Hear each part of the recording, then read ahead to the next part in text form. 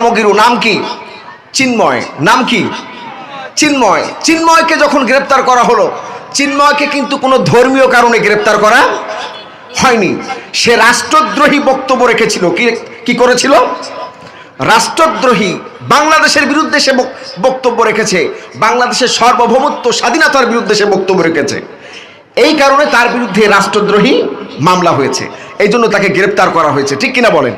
অথচ ভারতীয় মিডিয়া প্রচার করছে সে হিন্দুদের ধর্মগুরু বলে তাকে গ্রেপ্তার করা হয়েছে। বাংলাদেশে একটা সংগঠন আছে, আসছিল ভালো চেহারা দেখিয়ে, আসলে তাদের চেহারা প্রকাশ হয়েছে ইসকন। ইসকন বাংলাদেশের জন্য হুমকি, বাংলাদেশের শত্রু, তারা বাংলাদেশের বিরুদ্ধে চক্রান্ত করছে। ঠিক কিনা বলেন? ভাইরা আমার, চিন্ময়কে যখন গ্রেপ্তার করা হলো, ভারতীয় মিডিয়াগুলো ব্যাপকভাবে প্রচার করা হলো যে এই চিন্ময় সে হিন্দু ধর্মের একজন ধর্মগুরু বলে তাকে গ্রেপ্তার করা হয়েছে। আসলে নয়, সে ছিল রাষ্ট্রদ্রোহী মামলার আসামি এবং তাকে কোর্টে ডাবের পানি পান করানো হয়েছে। কি করানো হয়েছে? ডাবের পানি পান করানো হয়েছে, তাকে সম্মান দেখানো হয়েছে এবং সে আইনি প্রক্রিয়া আবার জামিনও পেতে পারে। ঠিক কিনা বলেন? তো এই জন্য বাংলাদেশের বিরুদ্ধে কোনো চক্রান্ত আমরা মেনে দেশের প্রশ্নে আমরা সবাই এক হাত উঁচু করে আল্লাহকে দেখান। নারায়ে তাকবীর। আল কোরআনের আলো, আল হাদিসের আলো। এই বাংলাদেশ বিশ্বনবীর তৃতীয় বৃহত্তম মুসলিম দেশ। ঠিক কিনা বলেন? প্রয়োজন হলে এই দেশের জন্য রক্ত দিতে আমরা প্রস্তুত। ঠিক কিনা বলেন?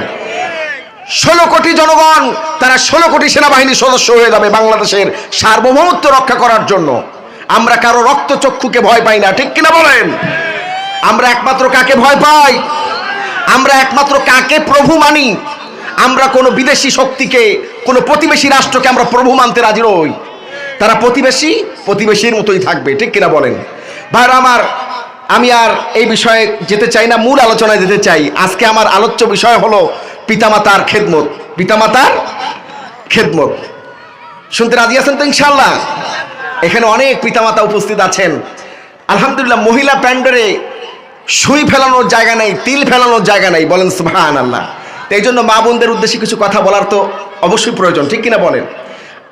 ভাইরা আমার, আমরা আর ভূমিকায় কথা না বলে সরাসরি কোরআনে প্রবেশ করতে চাই। আর অভিশপ্ত শয়তান কিন্তু চুপ করে বসে নেই। শয়তান ভালো করে জানে যে এই মাহফিলে যারা এসেছেন, শেষ পর্যন্ত দোয়ায় যারা শরীক হবেন, তাদের সকলকে আল্লাহ মাফ করে দিবেন। বলেন সুবহানাল্লাহ। তাদের সকলকে আল্লাহ পাক জান্নাতি বলে ঘোষণা করবেন। এই জন্য শয়তান যেভাবে হোক আপনাকে ভুল বুঝিয়ে ব্যস্ততা দেখিয়ে